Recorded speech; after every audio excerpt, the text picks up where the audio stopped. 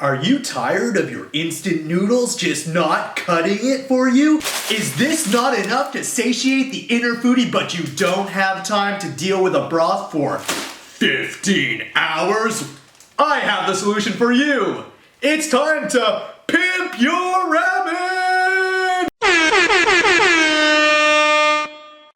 Today I'm going to be combining all of these ingredients you see in front of me to create the perfect at-home ramen using only instant noodles as your base. We got our canned corn, easy enough.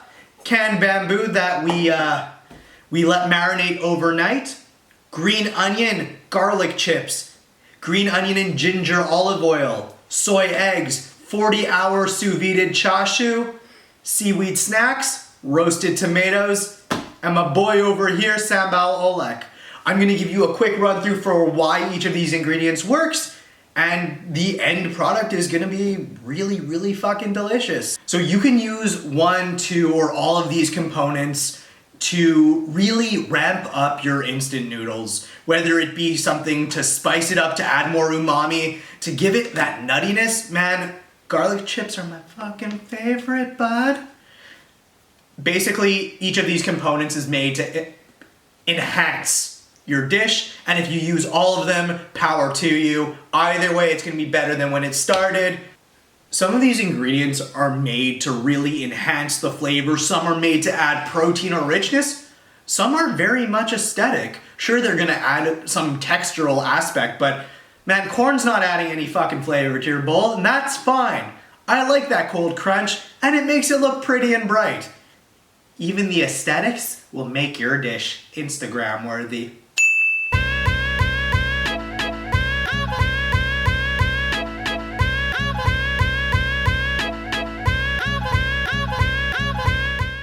For our bowl composition, I've divided it up into 3 categories. We're gonna have our basic tier, our intermediate tier, and then that God tier where all that good is kept.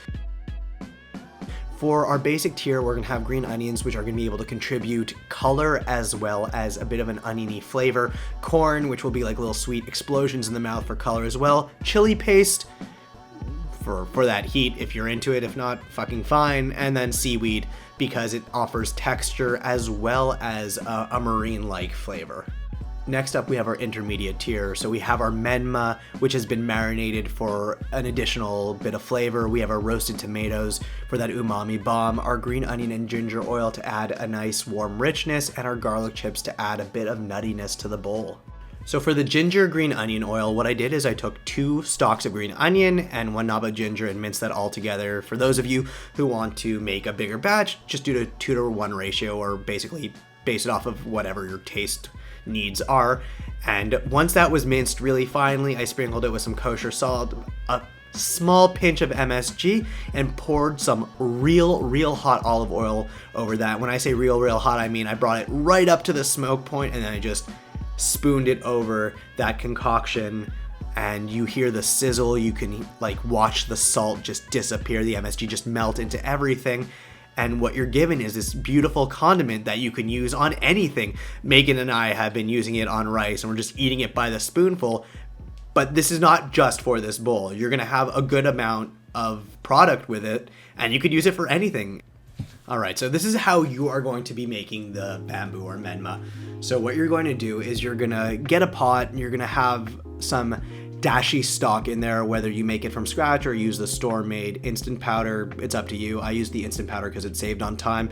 And then you're gonna add some keishi, which is soy sauce, mirin, some sugar. I added some extra mirin for good measure. And then you just bring that to a boil. Take in the smell of that because it's kind of intoxicating, and while it's getting ready to heat up, you can start prepping anything else for the bowl, anything else that you need. You got a few minutes to spare over here. Once it comes to a boil, you're gonna wanna keep it at that point for 1 or 2 minutes. I think I saved it for 3 minutes, and then you just put it in a bowl, put it in the fridge, and forget about it until the next day, and then you have really flavorful bamboo. Look at that fucking shot right there. You're seeing that? That boil? That's what's up.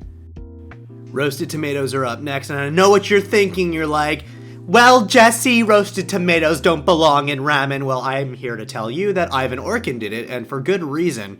Of course, I was skeptical at first, but it really does add quite a bit of umami to the overall picture, and that really complements the bowl. So all I did was I sprinkled it with some salt, and sprinkled it with some pepper, and then just rubbed it with some olive oil, and the outcome was unbelievable. You just pop it in the oven for, I think we did 20 minutes on low, and you have this rich, light, summery product that is good for anything, not only necessarily your bowl, but it's rich and wholesome, usable. It is a usable product, and you're gonna love it as much as I loved it, and you'll be thankful that you expanded your mind. Next up, we have one of my favorite additions, the garlic chips. Now, it's important to keep in mind that these are very delicate little boys over here, and by that I mean you need to keep your eye on the pot when you are quickly flash frying these, just because nobody likes overdone garlic. It adds bitterness to everything, and it's just really undesirable and frankly unsalvageable.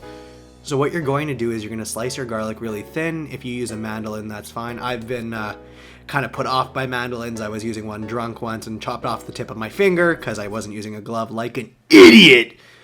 And I've learned to use knives now. All this is to say is you're going to watch your garlic, and when the oil starts bubbling around it and it starts getting golden around the edges, you're in that sweet spot. Keep it in probably another extra few seconds and then pull it right out. You're going to want to also just put it on some paper towel so it can absorb the oil. You don't want some oily, soggy chips. The point of these is to have kind of a crunch to them, and you're also going to want to make sure that they are not kind of sticking to each other in the pot that you're using. And if they are, just use less garlic chips per round. You'll have to do an extra few rounds, but that's fine. You're gonna have a product that is far more superior than a bunch of fucking garlic chips stuck to each other. We've made it. We've made it to the top tier, the god tier layer of our bowl composition, which consists of chashu and soy eggs. In the chashu, or for the chashu rather, we are going to be using pork shoulder instead of pork belly, and the soy eggs are going to be pretty traditional. For the soft boil of these eggs, what I did was I brought a pot of water to a boil, and then I reduced it to medium. I took my eggs and I stabbed them with a push pin at the bottom of the egg, not at the apex of the cone. And then I put them in the water and I stirred them around for 2 minutes with a chopstick. And the reason for that is we don't want them to bleed out into the water.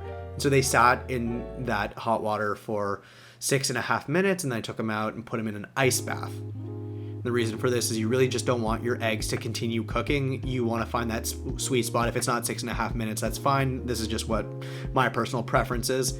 And then once they're in that ice bath, you could halt that cooking, and they're going to be chillin', bruv. The next part is very delicate. You want to be able to peel those eggs without damaging the white of the egg in the process.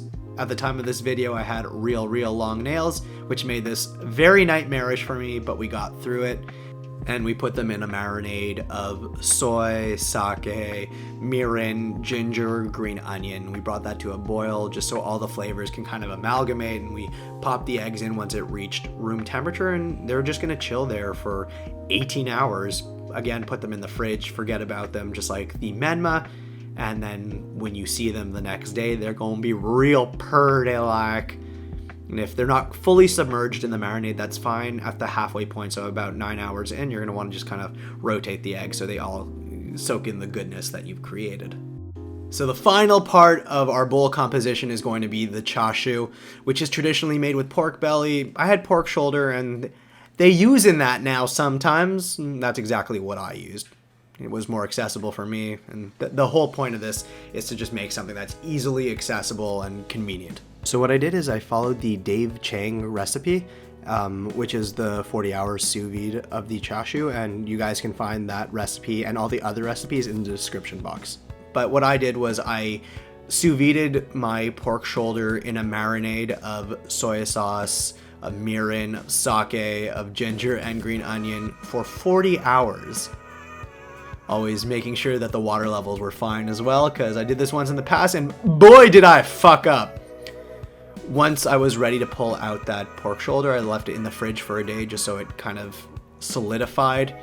Brought it out. I took that marinade, I reduced it into a glaze, I brushed it, and I blowtorched the shit out of it. Just like seeing here in this clip, you can see the fat is starting to brown. The smell was unbelievable, and just that shit's food porn. There's no better way to say it. Just like the way I'm cutting the pork shoulder, and it just can't hold its own. It falls apart, and that's what you really want. This tender, flavor injected piece of meat. It also helps if you have like a good quality piece of meat, which I did. Thanks, grinder. But really just super simple. It's easy because you can forget about it, and it's simply just falling apart, and it really completed the bowl nicely. Everybody, the moment we've all been waiting for, the assembly. All of our hard work is coming together, and we are gonna put together this bowl. What I did was I took my instant noodles and I made the noodles before everything else. Why? Just so I could build off of that foundation. So I made my noodles and I took the broth packet and I just made that separately so I could keep it real hot. This way you don't have to worry about all of your ingredients being piping hot or overcooked. You can just kind of put them in as they are, and you're gonna pour that boiling hot water, or broth in this case, over everything, and it's gonna heat everything up nicely, and all the flavor is gonna bleed into your bowl, and you're gonna be left with this amalgamation of fantasticness. Is that a word? Fuck it, it is now. Now, as you guys watch me pour this broth and make a huge fucking mess, and while you watch me slurp down all that goodness, I want to thank you for watching my video today. And if you liked what you saw, feel free to gently tap the subscribe button. I'm tired of people asking me to smash things. No, gently tap that shit. And if you want to subscribe or follow my Instagram, it's in the description box below. Thank you guys. Have a lovely day.